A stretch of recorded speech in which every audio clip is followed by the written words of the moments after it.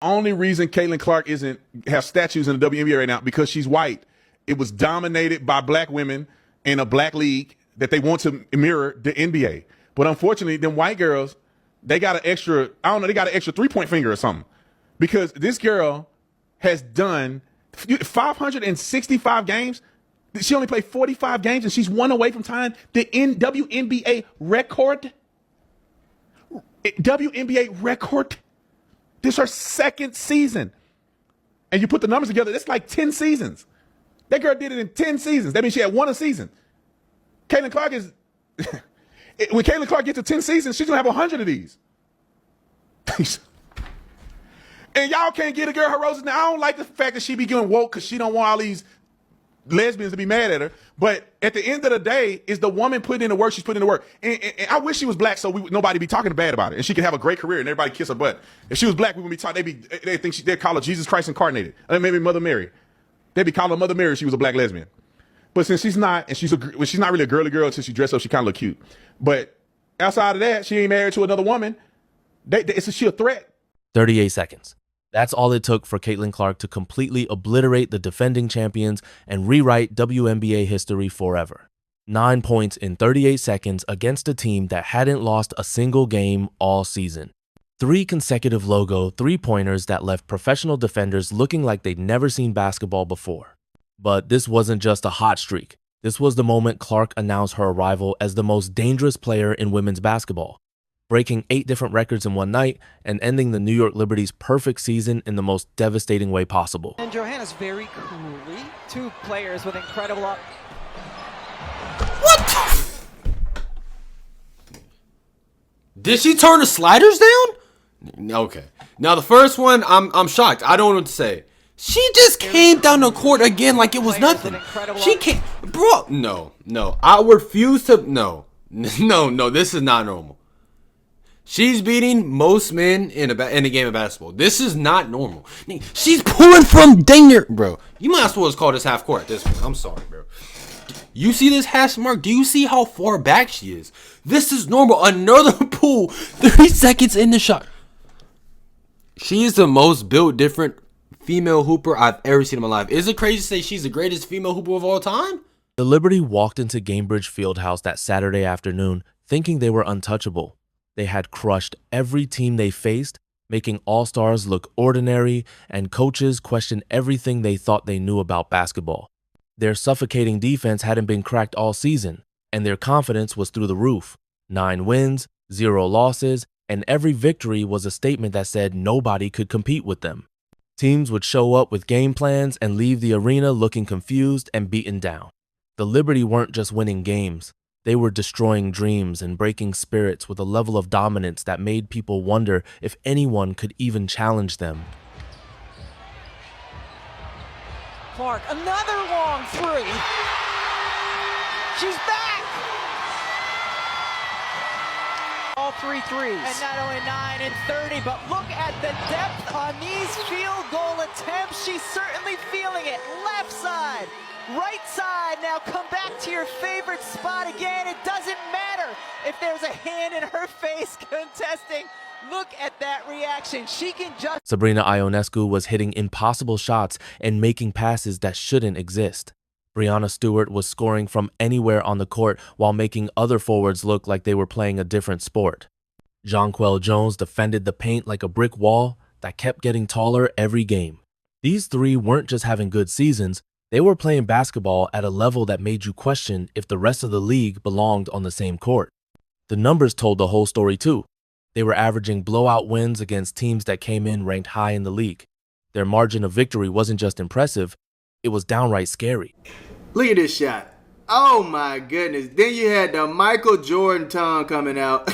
She did a spin move bucket. Caitlin Clark was going ridiculous out here. Look at it.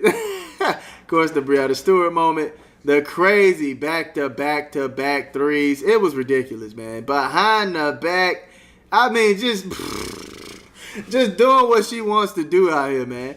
Having her way. Whatever she wanted, she got it. Oh, my goodness, fam. Like, dog, you can't coach this. Like you just can't. How do you coach this? How do you teach somebody this type of talent? It's ridiculous, man. It is pure nonsense how good she is. Even basketball analysts were starting to wonder if anyone could stop this freight train. Sports shows weren't talking about who could beat them anymore. They were discussing whether the Liberty might go undefeated for the entire season. Writers were already planning articles about historic runs and championship inevitability. The conversation had shifted from competitive balance to just watching greatness unfold. Every game felt like another step toward basketball immortality, and the Liberty seemed to embrace that pressure and turn it into fuel for even more dominant performances. The defending champions came into Gainbridge Fieldhouse on June 14th, expecting another routine victory. They had studied Clark's game extensively and felt confident their defense could contain her. They knew she would come out firing, but they thought they were prepared for anything she could throw at them. They had no idea they were about to witness something that would haunt their perfect season forever. Now look at this right here. Look what she shot that ball from, bro. She shot the ball from Egypt, man. Flat out, bro. Look what she shot that from, man. Ain't nobody in the whole WNBA doing stuff like that, man. Ain't nobody doing stuff like that, man. And it was nothing but bottoms. Y'all see that? That jumper wet. What happened in those first 38 seconds will be talked about for decades. Clark stepped onto the court and immediately you could feel the energy shift in the arena. The crowd was electric, but even they weren't prepared for what was about to unfold. Clark pulled up from 34 feet out for her first shot, a distance where most players wouldn't even consider attempting a field goal. She released it like it was a routine free throw, and it found nothing but net. The Liberty defenders looked at each other with expressions that said they couldn't believe what just happened. Before they could even process the first shot, Clark was already pulling up again, this time from 31 feet out. Same result. The crowd was getting louder with each shot, but Clark wasn't done yet. She pulled up for a third time, again from 31 feet out, and again the ball found its target perfectly. 3 consecutive three-pointers from distances that made defenders look completely helpless. 9 points in 38 seconds against the best defense in the WNBA. The Liberty had studied every move, every tendency, every possible scenario, except for this one. The arena erupted in a way that few basketball venues ever experience. Fans were jumping out of their seats, screaming at the top of their lungs, and witnessing something they knew was historic. Even the Liberty players had to respect what they were seeing. Breanna Stewart, one of the best players in the world who has seen everything basketball has to offer, was smiling and shaking her head because she knew she was watching pure artistry. This wasn't luck or a hot streak. This was a superstar making a statement in the most dominant way imaginable. The psychological impact was immediate and devastating. The Liberty had built their confidence on 9 straight wins and the belief that nobody could challenge their supremacy. In 38 seconds, Clark shattered that confidence completely. You could see it in their body language, in the way they called timeout, in the confusion on their faces. They came into this game expecting another easy victory, but instead they were watching Clark rewrite the record books right in front of them. But Clark was just getting started. By halftime, she had already scored 25 points, the most she'd ever put up in a single half during her WNBA career. This wasn't just a good shooting night or a hot streak that would cool off. This was Clark making a statement that she was ready to dominate at a level nobody had seen before. The records started falling one by one, and each milestone seemed to fuel her even more. She finished the night with 32 points, 8 rebounds, 9 assists, and 7 three-pointers, a combination of statistics that had never been achieved in WNBA history. Not by Sue Bird, not by Diana Taurasi, not by Maya Moore, not by anyone. Clark became the first player ever to reach this exact stat line, cementing her place in basketball history with a performance that will be studied and celebrated for generations. She also moved to second place for most games with 50-plus points scored or assisted on, needing just 9 games to reach a milestone that took Diana Taurasi 565 games to achieve. The records kept piling up throughout the night. Clark surpassed Candace Parker for most 30-point, 5-rebound, 5-assist games in a player's first 2 seasons. Parker, a 2-time MVP and 7-time All-Star, had 2 such games in her first 2 seasons. Clark now has 3, and she's not even halfway through her second year. She became the 4th fastest player in WNBA history to reach 850 career points, doing it in just 45 games and joining a group that includes only the most elite scorers in league history. What made this performance even more incredible was how it elevated everyone around her. This wasn't just the Caitlin Clark show. It was a masterclass in championship-level basketball, where every player reached their potential at exactly the right moment. Lexi Hull stepped up with career highs across every statistical category, showcasing why she leads the entire league in three-point percentage. When Hull catches fire from beyond the arc, the Fever become impossible to guard because opponents can't focus all their attention on Clark anymore. Aaliyah Boston dominated the paint while showing off her unique playmaking ability that makes her the only center in the league averaging over 4 assists per game. Boston isn't just a traditional center who scores in the post. She can pass the ball like a point guard and sees plays develop before they happen. Her ability to facilitate from the center position creates mismatches that other teams simply can't prepare for. Kelsey Mitchell added 22 clutch points, hitting big shots every time the Liberty tried to make a comeback run. Every time New York cut the lead, Mitchell would answer with a three-pointer or a driving layup that killed their momentum. Sydney Colson provided crucial support off the bench, with 10 points and 6 assists, coming in during important moments and never looking out of place. Her steady play kept the momentum going when the starters needed a break and showed just how deep this Fever roster really is. The ball movement was crisp, the defense was suffocating, and every player knew exactly what their role was in the larger game plan. This was the blueprint for championship basketball that fans and analysts had been waiting to see. Stars being stars, while role players elevate their games at the perfect moment. The Fever forced the Liberty to play at their pace, disrupted New York's pick-and-roll offense with smart defensive adjustments, and took away the mismatches that the Liberty normally create to dominate opponents. When everyone fires on all cylinders like this, the Fever transformed from a good team into a legitimate championship contender.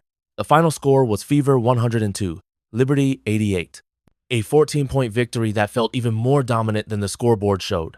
The defending champions had their perfect season ended in the most brutal way possible, and more importantly, the Fever proved they could beat anyone when they play their brand of basketball.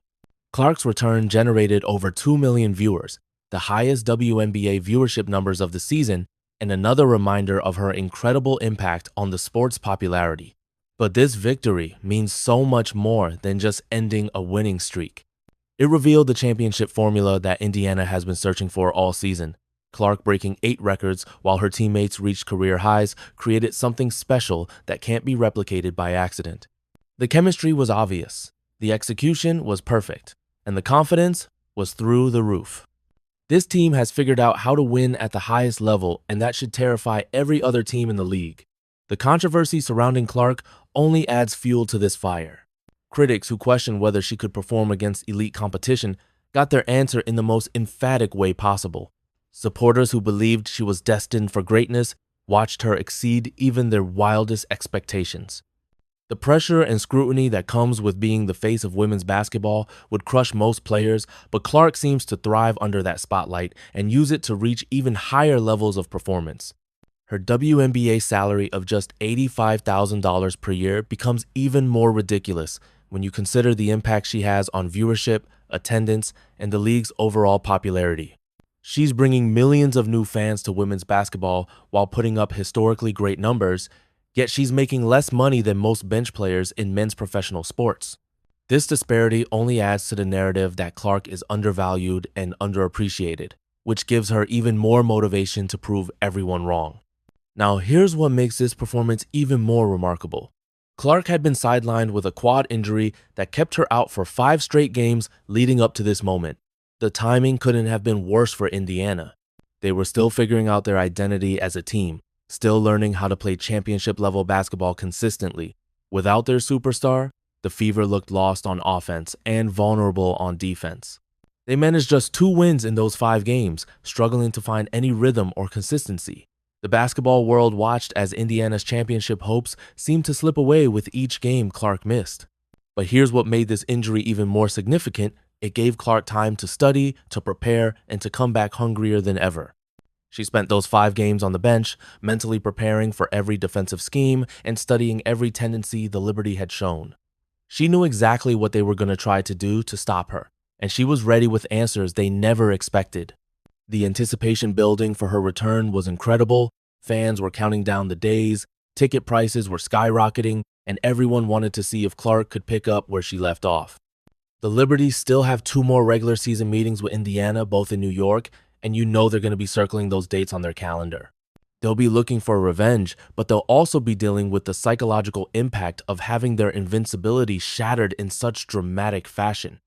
Can they bounce back from this devastating loss, or will it linger in their minds every time they face elite competition?